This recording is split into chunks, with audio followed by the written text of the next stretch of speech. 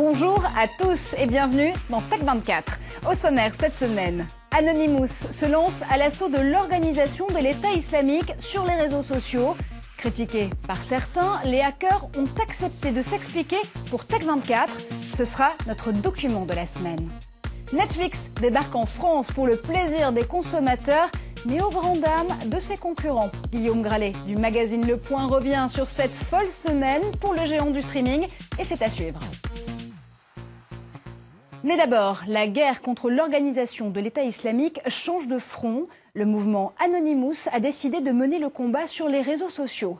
Baptisée Opération ICE-ISIS, l'initiative vise, je cite, à protéger ceux qui sont sans défense en ligne comme dans le monde réel et à empêcher les djihadistes de diffuser leur propagande sur le web.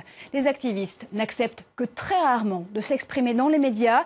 Annelise Borges a recueilli leurs propos pour Tech24. Un des membres du réseau revient sur les raisons qui ont poussé Anonymous à se lancer à l'assaut de l'organisation de l'État islamique. Écoutez. Première raison, nous voulions que le public comprenne à quel point la situation est urgente en Irak avant que les médias mainstream ne prennent une direction sérieuse et parlent de la menace de l'organisation de l'État islamique. Nous avons été parmi les premiers à parler au monde avec la vidéo que nous avons mise sur YouTube et à expliquer comment l'organisation de l'État islamique est née. Nous avons également dit que les USA ne sont pas sans reproche car ils ont indirectement contribué à la crise dont nous sommes les témoins aujourd'hui. La deuxième raison est que nous voulions être sûrs que le public sache que l'organisation de l'État islamique ne représente pas la religion islamique. De nombreuses fois, il y a eu confusion et haine lorsqu'un groupe se revendiquant de l'islam faisait surface. Nous ne voulions pas que cela se reproduise. Depuis plusieurs semaines, Anonymous appelait à une cyberguerre massive contre l'autoproclamé État islamique. Mais certains critiquaient une sorte de double langage entre régulation et censure. Les hackers ont donc dû revoir leur stratégie tout en s'expliquant sur leurs intentions. L'organisation de l'État islamique n'est pas un gouvernement. Par conséquent, elle n'a pas de site gouvernemental et l'essentiel de son activité se joue sur les réseaux sociaux. Nous avons rarement fait face à une telle situation. Nous avons donc décidé, au lieu de les attaquer directement, d'attaquer leur idéologie avec objectivité et de façon logique. Nous faisons notre travail en informant les gens que ces criminels sont des menteurs qui ne méritent pas d'être écoutés. Nous avons cité les règles de conduite de l'islam qui incluent l'obligation de ne pas porter atteinte aux prisonniers de guerre ou l'interdiction d'attaquer les ministères. Nous avons aussi cité le prophète Mahomet qui dit que toute personne qui brise ces règles doit être exclue de la communauté. Les exposés changent radicalement l'influence qu'ils ont sur les réseaux sociaux et les montrent pour ce qu'ils sont, des gangsters qui détournent la religion musulmane. Et Anonymous continue à mener plusieurs actions pour combattre les atteintes aux libertés en ligne. De quelques sources que ces menaces proviennent. Prochain rendez-vous déclaré, ce sera le 5 novembre. La branche française du groupe d'activistes appelle à une journée d'action contre l'ultrasurveillance. Alors, Guillaume Gralet, est-ce que c'est si simple que ça quand on est un hacker, même un pirate de haute volée, de combattre le terrorisme en ligne? Vous l'avez dit Marjorie, ces activistes ont la hantise de se faire fliquer. Ils se sont d'abord déjà attaqués à plusieurs reprises à des États. Ils ont tout simplement effacé les pages de ces États. Là, le combat sera très difficile. Pourquoi? Parce que par définition, il n'y a pas de site officiel de terroristes. Il n'y a pas de site que l'on peut effacer. Mais les terroristes utilisent les réseaux sociaux, souvent les tout derniers réseaux sociaux. Ça peut être Snapchat, ça peut être WeChat, ça peut être même le chinois QQ. Donc, on voit que le combat sera difficile. On sait que les anonymes se sont déjà attaqués à l'église de Scientologie. Cette fois-ci, ça sera encore plus compliqué. Et justement, il pourrait aussi passer peut-être pour un hacker, mais cette fois-ci à l'abordage du système audiovisuel. Netflix, le géant de la vidéo à la demande, accoste en France, mais également en Allemagne, en Suisse, en Autriche, en Belgique ou encore au Luxembourg. Le site de streaming a déjà converti 50 millions de téléspectateurs en ce qu'on appelle les binge-watchers. Alors Guillaume, est-ce qu'on peut aussi déjà vous compter, vous, parmi ces accros aux séries et aux films sur tablette et sur ordinateur? Alors j'ai essayé, il y a plusieurs choses que j'ai bien aimées. D'abord, c'est le fait de pouvoir commencer un film sur ma télévision et ensuite, quand je voulais laisser libérer le séjour, poursuivre ce film sur une tablette. Ensuite, il y a le changement de langue qui est très facile. Côté catalogue, je suis plus mesuré. En fait, vous retrouvez certaines œuvres intéressantes, certaines œuvres de la nouvelle vague, le cinéaste également finlandais Harri Kaurismäki que j'adore. On retrouve, il y a certains manquements, par exemple l'Armée des Ombres qui est un classique. Et puis surtout, c'est très américano-centrique. Ça me manque un petit peu d'avoir des œuvres d'autres pays. Et je suis un petit peu déçu là-dessus. Alors, justement, j'allais dire l'intérêt, si ce n'est l'intelligence de Netflix, elle repose sur sa technologie, sur son algorithme. Comment est-ce que Netflix fait pour lire dans les envies, dans les recommandations de ses utilisateurs? Effectivement, chez Netflix, qui compte plus de 2000 salariés, Marjorie, il y en a plus de 1000 qui scrutent ce que vous appelez le binge-watching, c'est-à-dire la manière dont on regarde quand on s'arrête, ce qu'on a regardé dans le passé avec des comptes individuels. Il y a plus de 70 000 catégories. Il y en a même certaines assez loufoques, par exemple les films où Nicolas Cage se vautre littéralement. Mais surtout, Marjorie, il y a ces fameuses journées de piratage qu'on appelle en interne des hack days. Il y en a eu une à la mi-août. Et durant ces journées, tout est permis. On va tout expérimenter. On va expérimenter, par exemple, le fait d'utiliser les lunettes Oculus Rift. Vous savez, ces fameuses lunettes immersives qui ont été rachetées par Facebook pour regarder un film et pour se dire si un jour, on ne va pas regarder la télévision de cette manière. Il y a également une autre expérience que j'ai trouvée intéressante. C'est celle qui est d'adapter la lumière, l'intensité lumineuse à l'ambiance du film. Ça a été fait avec les lampes U de Philips et on va pouvoir accentuer un suspense, par exemple.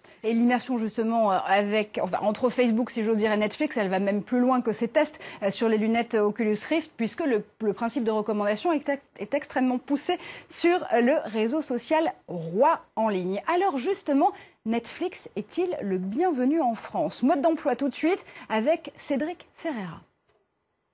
Un vidéoclub gigantesque à domicile. Voilà à quoi ressemble Netflix. En échange d'un abonnement mensuel entre 8 et 12 euros, l'utilisateur a accès à un catalogue de plus de 10 000 films et séries. Et ce, sur tous les appareils reliés à Internet, ordinateurs, tablettes, téléviseurs et même smartphones. L'objectif est de mettre à disposition le bon contenu pour chaque personne. Nous pensons qu'il faut faire en sorte qu'il y ait 50 millions de chaînes pour 50 millions d'abonnés. Donc chaque personne voit devant son écran ses propres choix. Nous faisons cela en apprenant les goûts et les préférences de nos membres. Pour obtenir ces informations, le géant américain a mis au point un algorithme qui observe à chaque instant autant le spectateur que le film qu'il regarde. Plus de 7000 critères sont pris en compte. La première fois que vous allez vous connecter, vous allez renseigner un certain nombre d'informations personnelles sur votre âge, votre sexe, l'endroit où vous habitez. Et par la suite, de manière un peu automatisée, Netflix, grâce à une solution qui s'appelle Instant Watch, est en capacité de vous proposer des contenus, des programmes qui sont adaptés à vos usages, à ce que vous aimez. Avec plus de 50 millions d'abonnés à travers le monde, l'entreprise californienne s'attaque désormais à l'Europe. En France, Netflix entend conquérir un tiers des foyers, comme aux États-Unis. Mais le service dispose pour le moment d'un gros point faible. Dans un premier temps, Netflix ne va pas être disponible sur les téléviseurs à travers les box des fournisseurs d'accès Internet. Et aujourd'hui, ce marché-là, c'est 80% de la consommation de la VOD au global en France. Donc ça veut dire que Netflix va démarrer en s'adressant simplement, évidemment, à 27 millions de foyers, mais 20% des gens qui consomment de la VOD. Les détracteurs de Netflix pointent aussi du doigt une offre peu attrayante, puisqu'il faut attendre un délai de 3 ans avant de retrouver un film sorti au cinéma. Alors Guillaume, vous vous sentez tout à l'heure un peu déçu de ne vous voir proposer sur Netflix que du contenu très américain. Le modèle, lui, fait des petits, il essaime dans le monde entier et d'autres Netflix sont en train de naître à l'autre bout de la planète. Il y a notamment des choses très intéressantes qui se passent en Afrique.